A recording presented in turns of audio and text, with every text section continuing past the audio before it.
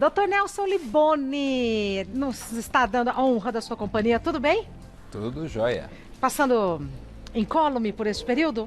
Do pandemônio? Estamos sobrevivendo. Impressão minha não é que já está tudo bem, não estamos no pós-corona, mas já está dando para a gente respirar. Está resfriando, está ficando menor já, né, o número de casos. Né? É que o Brasil é muito grande, então ele vai se espalhando, então os casos vão aumentando onde não teve contato, né? Mas a capital já está caindo bastante, né? Então já está quase voltando ao normal. A gente vê pelo trânsito em São Paulo, né? Hoje eu peguei trânsito. Agora, o estado de São Paulo ainda está num platô meio alto, mas a capital começou a cair. É o interior de São Paulo, né? A capital saiu, agora está pegando. Muita gente se deslocou até por causa da pandemia, ficava em apartamentos, então alugaram casas no interior, né? Algumas pessoas fizeram home office, então é natural da própria doença mesmo, ela ir se espalhando para onde não teve contágio. Mas já está melhorando, já estamos na reta final. Que bom, muito bom ouvir isso do médico, né? Sim, eu sempre sim. digo isso. Vamos falar sobre endometriose intestinal. Intestinal. Acomete homens e mulheres? Não, só mulheres. Por quê?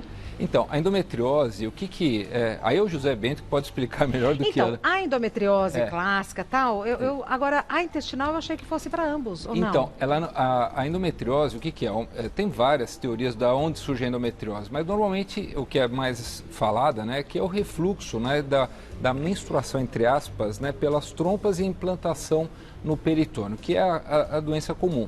Só que quando a doença não é tratada inicialmente, ela pode progredir e acometer o intestino, tá? Então, a endometriose intestinal é em decorrência Ela não é uma doença do intestino, ela acomete o intestino. É uma doença ginecológica que acomete o intestino. Olha só. E ela tem que ser lembrada porque ela tem alguns comemorativos que às vezes passam batido e tem que ser tratado. Tá. Temos umas imagens, vamos ver. Então, aí o que é importante a gente falar?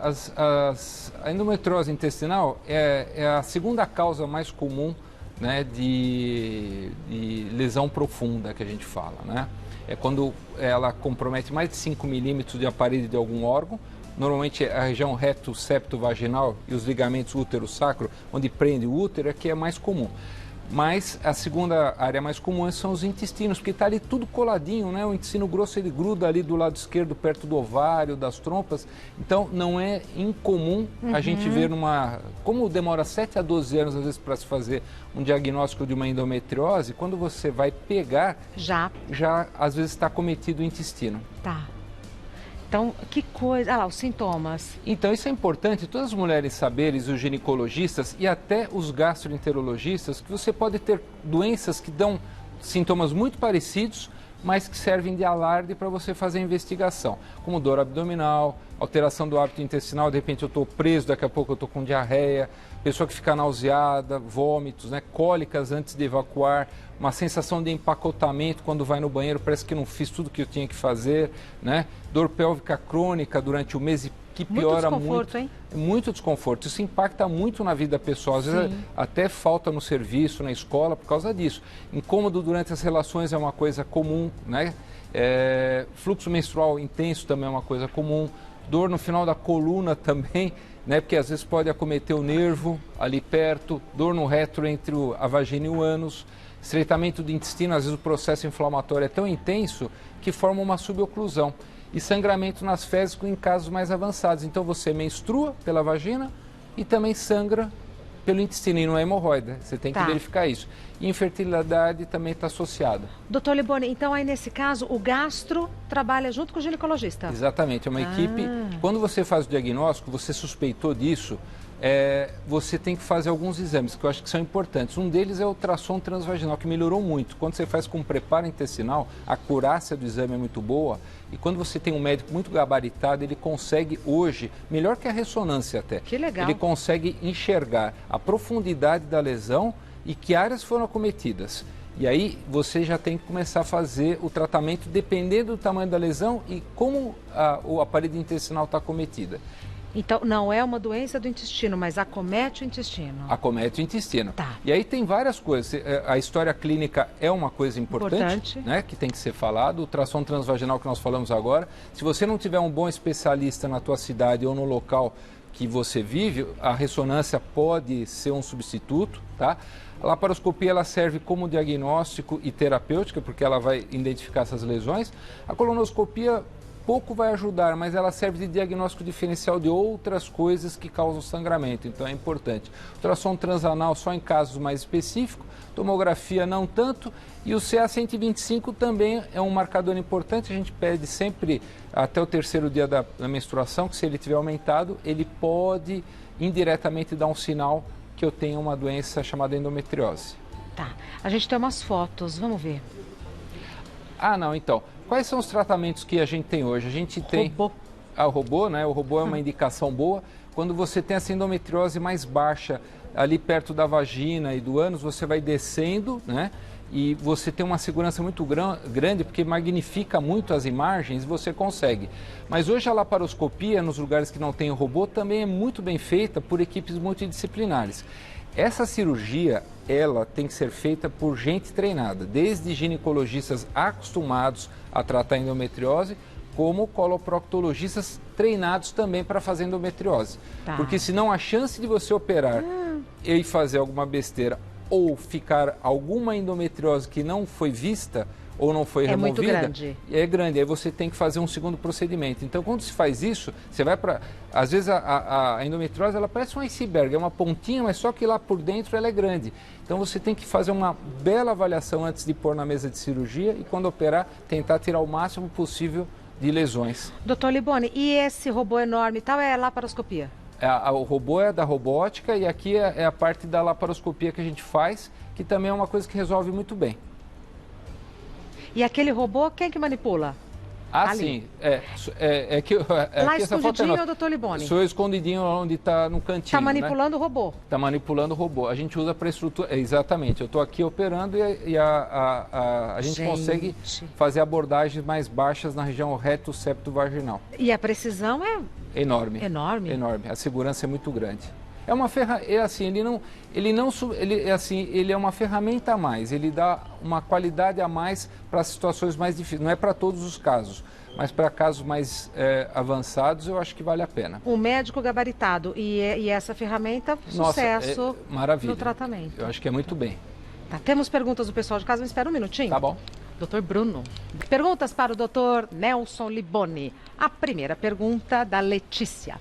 Fui diagnosticada com endometriose há 5 anos. Como saber se a doença pode migrar para o intestino? Então, o exame hoje de escolha, ultrassom transvaginal com preparo. A gente tira as fezes e o gás local e o ultrassom ele é capaz de ver a profundidade, qual o raio da circunferência que é comprometida. É um exame perfeito para fazer isso. E relativamente simples. Simples, é uma coisa tranquila.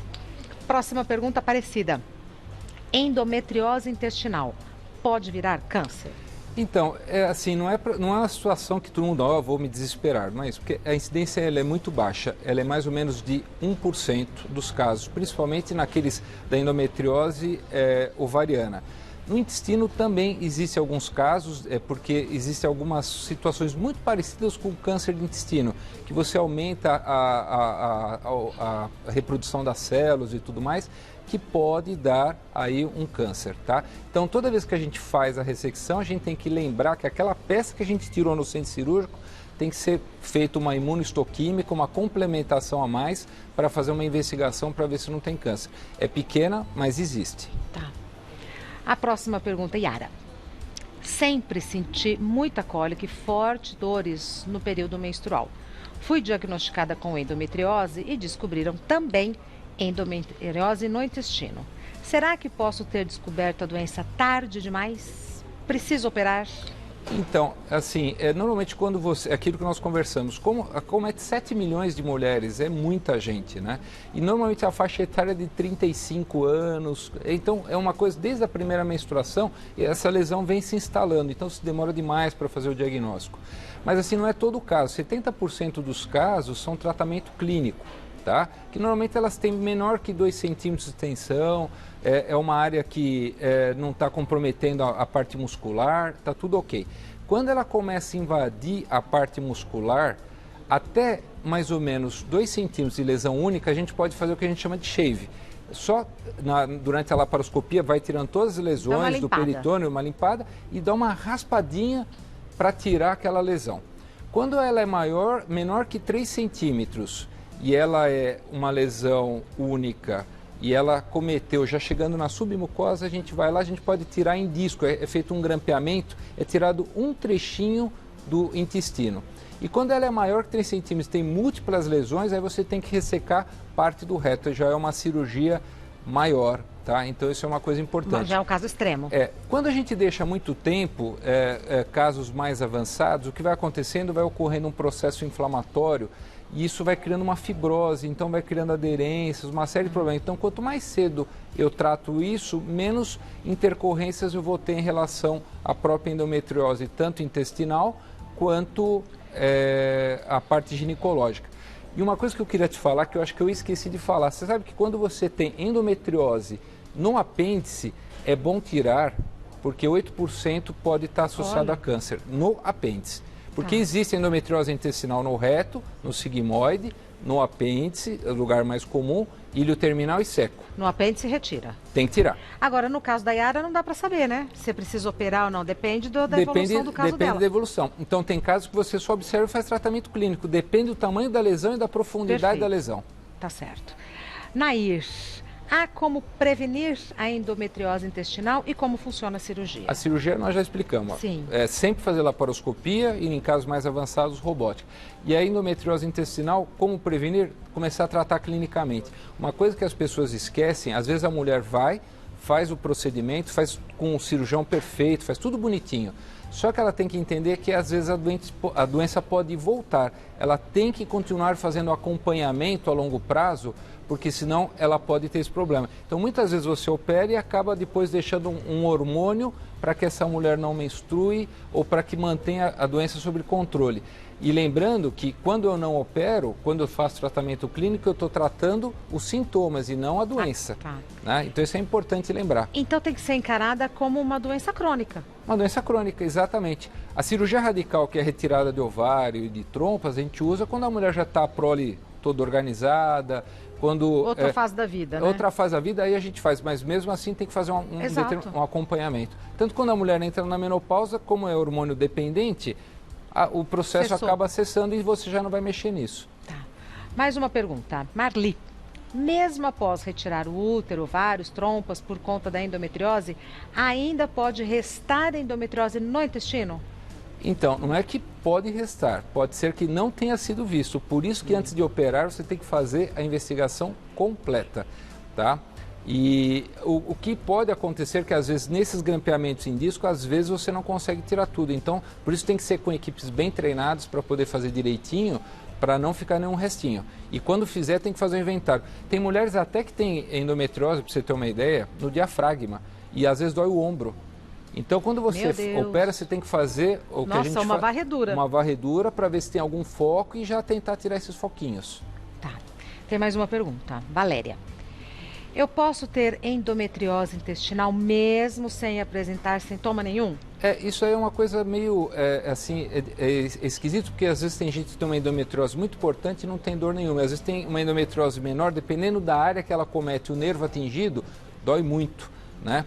Então, o que eu acho que é importante é aquela história clínica que nós falamos, são os 6D que a gente brinca, né? Que é dor durante a relação, dificuldade para evacuação. Tem uma série de itens que a gente faz nesse score e aí a gente investiga para poder estar ajudando. Tá. Bom, o Dr. Nelson Liboni é médico cirurgião gastrointestinal. O site do Dr. Liboni é clinicafactum.com.br, Factum, F-A-C, mudo, T de Tatu, U, M de Maria, factum.com.br, no YouTube, canal Clínica Factum, e no Instagram também, @Clínica Factum. Estão conseguindo alimentar as redes sociais? Estamos, tá bacana, a gente está fazendo as coisas devagarinho, tá gostoso. A gente está tendo feedback das pessoas. Fazem sempre remotamente? Não, a gente está fazendo gravações lá, não estamos fazendo live. Ah, tá. live é muito complicado para nós. A gente gosta de sentar e bater um papo, conversando entre médicos ou especialistas. É um papo gostoso e eu acho que é bem informativo para quem tem aquele tipo de problema e quer ter aquele tipo de... Não é um negócio que você vai assistir num sábado para me divertir, né? Eu sou masoquista. É um conteúdo para quem está interessado no assunto. São médicos conversando de um jeito que a gente compreende, pessoas leigas compreendem. É muito legal. Mesmo. Muito obrigada. Cuide-se. Até breve. Nós todos.